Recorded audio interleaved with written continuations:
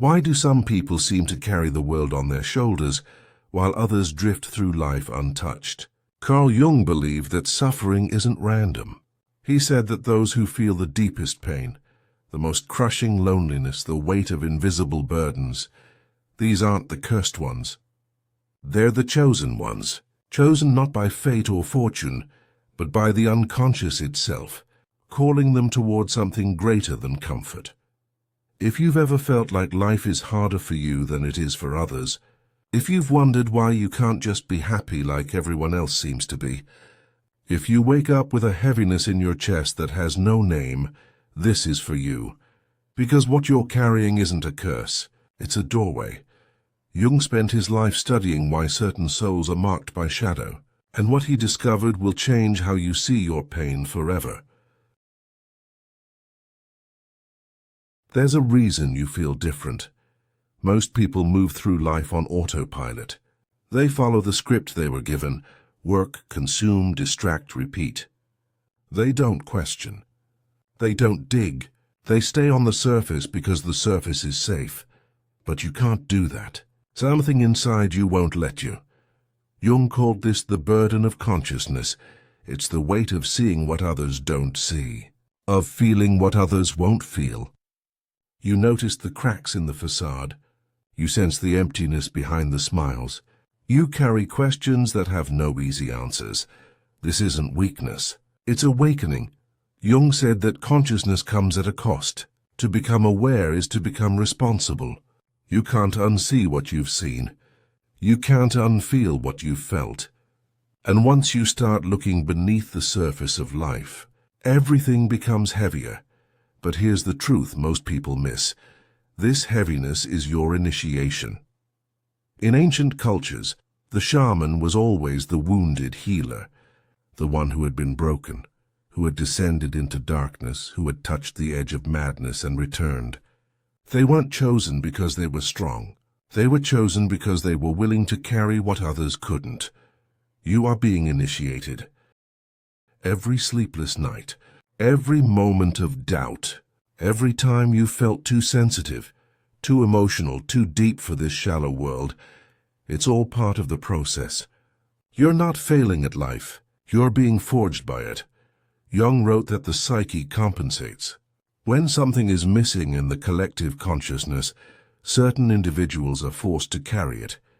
They become the vessels for what society refuses to acknowledge: grief, shadow, truth. If you feel like you're carrying more than others, it's because you are. Not as punishment, but as preparation. The weight you carry is making you stronger than you realize. It's teaching you to hold complexity, to sit with discomfort, to navigate depths that most people will never know exist. This is your gift, even if it doesn't feel like one yet.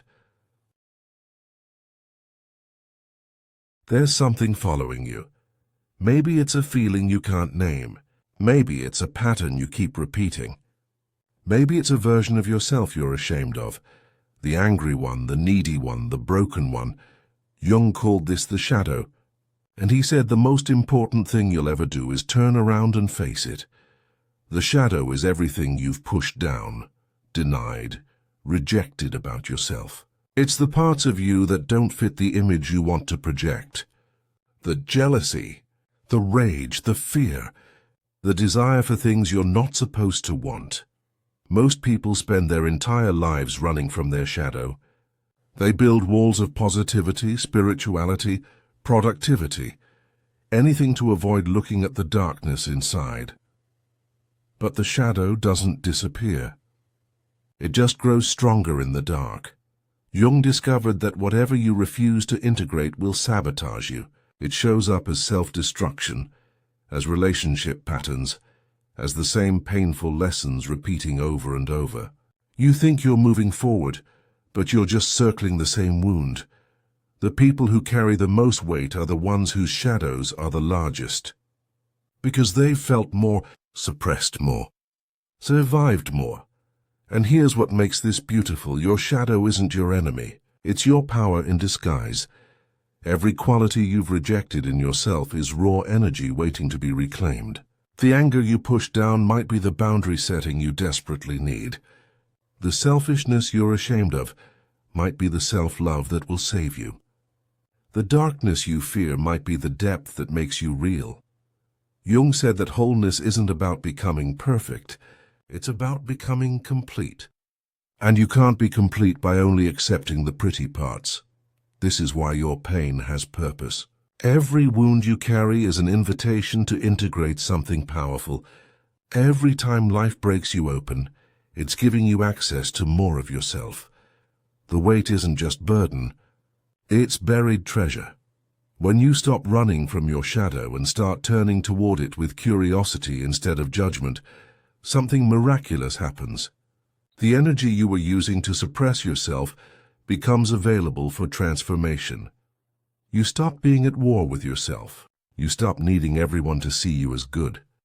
You become real instead of perfect, whole instead of fractured. This is the work. Not to eliminate the darkness, but to bring it into the light.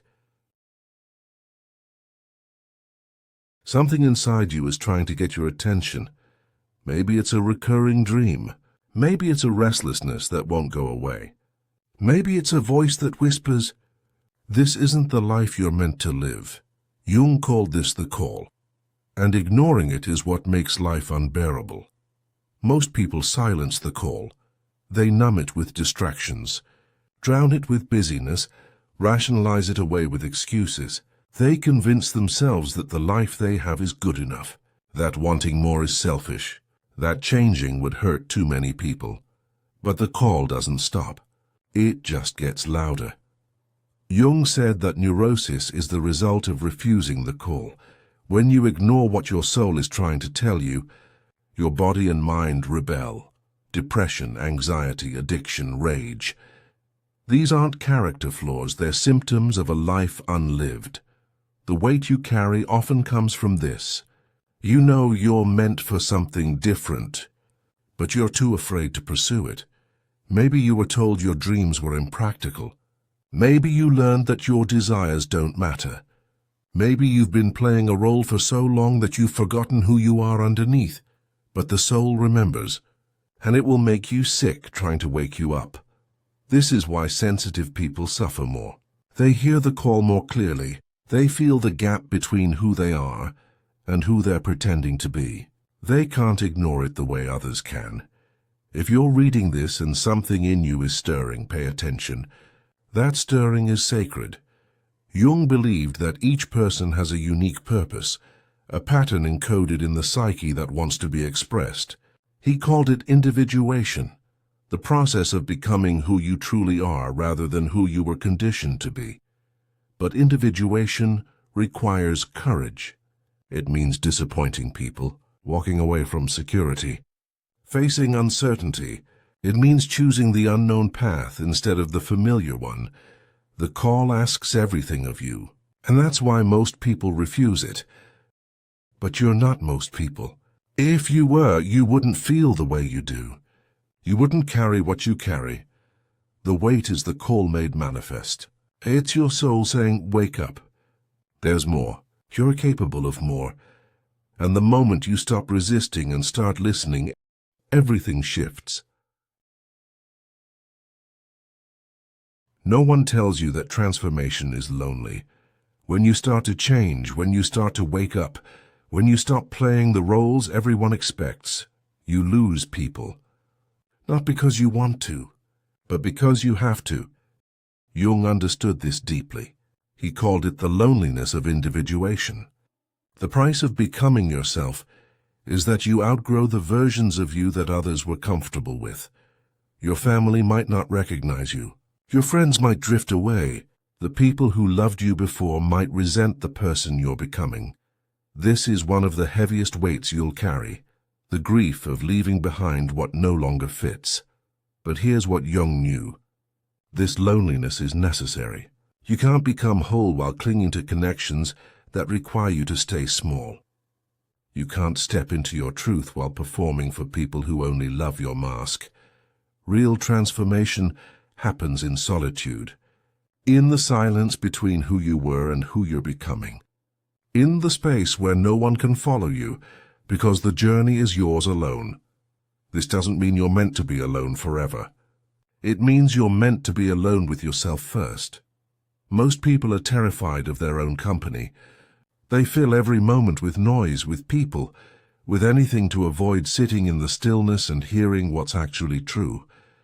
But the ones who carry weight have no choice. The universe strips away the distractions and forces them into solitude, into the dark night where there's nothing left but the self, and it's in this darkness that the real work happens. Jung said the psyche heals in the depths, not on the surface. The answers you're looking for aren't in another person, another job, another city. They're inside you, waiting in the silence. This loneliness isn't abandonment, it's preparation.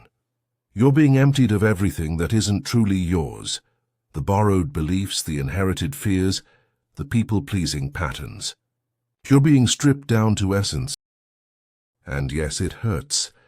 Yes, it's disorienting. Yes, there are moments when you'll want to go back to sleep, to return to the comfort of unconsciousness. But you can't, because once you've tasted truth, once you've felt the stirring of your real self, there's no going back. The loneliness is the chrysalis. It's the sacred container where transformation happens, where the old you dissolves and the new you emerges. Trust the loneliness. It's not a sign that you're doing something wrong. It's proof that you're doing something right. Here's what no one wants to hear. You have to let yourself die, not physically, but the version of you that's been carrying all this weight.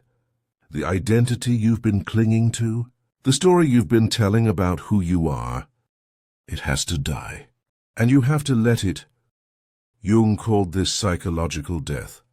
The ego, your sense of separate self, must be dismantled for the true self to emerge. This isn't metaphor, it's lived experience. And it's terrifying, because who are you if you're not the wounded one? If you're not the one who struggles? If you're not the victim of your circumstances? Your pain has become your identity. Your suffering has become your story. And somewhere deep down you're afraid that if you let it go, you'll disappear. But Jung discovered something profound. Beneath the wounded ego is something vast, something eternal, something that cannot be destroyed. He called it the self with a capital S, the divine core, the soul, the part of you that existed before your trauma, before your conditioning, before your name.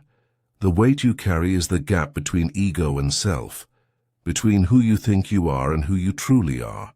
And bridging that gap requires surrender. It requires you to stop fighting. Stop controlling. Stop trying to fix yourself. It requires you to fall into the unknown and trust that something will catch you. This is the spiritual turning point. The moment when striving ends and allowing begins. Jung went through this himself. He called it his confrontation with the unconscious. He descended into visions, into chaos, into experiences that nearly destroyed him. He lost his grip on reality. He faced terrors that had no name. But he didn't run. He let himself be undone. And what emerged on the other side was a man who had touched something beyond the personal, something archetypal, something sacred. This is what's being asked of you now, to stop performing strength and admit you're breaking, to stop pretending you have it all figured out and confess that you're lost, to stop carrying the weight alone and finally let it crush you into something new. This death is not the end, it's the beginning, because what dies is only what was never real, the masks, the defenses, the false self built to survive a world that didn't know how to love you. What remains is essence, truth, the you that has always been here, waiting beneath the weight. And when you stop resisting this death, when you surrender to the transformation that's already happening, you discover that you're not losing yourself. You're finding yourself for the first time.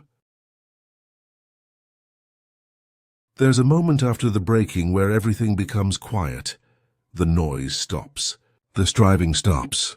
The weight, the unbearable crushing weight, begins to lift. not because your circumstances changed, but because you did.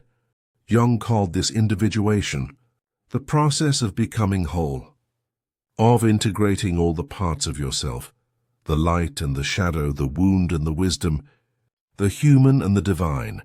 This is what you were being prepared for all along. Every burden you carried was teaching you capacity.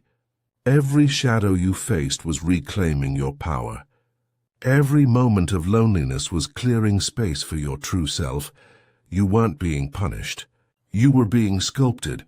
And now, on the other side of all that weight, you understand something most people never will. Suffering is sacred when it transforms you. You're not the same person who started this journey. You've been broken open, rebuilt, reborn. And what emerges is someone who no longer needs to prove their worth. Someone who no longer fears their darkness. Someone who knows that the weight they carried was never a burden. It was a blessing in disguise. Jung said that the goal of life is not happiness, it's wholeness. And wholeness includes everything. The pain and the joy, the failure and the success, the wound and the healing. You are whole now. Not because you're perfect, but because you're complete. The person you are becoming knows how to hold paradox, how to be strong and soft, how to be wounded and wise, how to carry depth without being crushed by it. This is mastery, not over life, but within it. And here's what happens when you reach this place. You become a light for others. Not because you're trying to be, but because you've walked through the fire and survived. People will feel it in your presence. The calm, the groundedness, the quiet authority of someone who has faced themselves and didn't look away. You don't need to preach. You don't need to perform. You just need to be, because your existence, your wholeness is proof that transformation is possible. That the weight doesn't have to destroy you. That suffering can be sacred. So here's what you do now. Start small. Start honest. Start with this. Sit in silence for 5 minutes today. No phone, no music, no distractions. Just you and your breath and whatever arises. Notice what you're carrying. Don't try to fix it. Don't judge it. Just notice. Write down one truth you've been avoiding. One thing you know is real but haven't wanted to face. Write it down and let it exist outside of you. And then ask yourself this question: who would I be if I wasn't afraid? Don't answer right away. Let the question sit. Let it work on you. Because transformation doesn't happen all at once. It happens in small moments of courage, in tiny acts of honesty, in the decision to stop running and finally turn around. The weight you carry is proof you're chosen. Chosen by your own soul to wake up, to become whole, to live a life that's true, not easy, but true. And that's worth everything. Let yourself rest now. Let yourself be. The work is already happening. The transformation is already underway. You don't have to carry the weight alone anymore. You just have to trust that it's carrying you somewhere beautiful.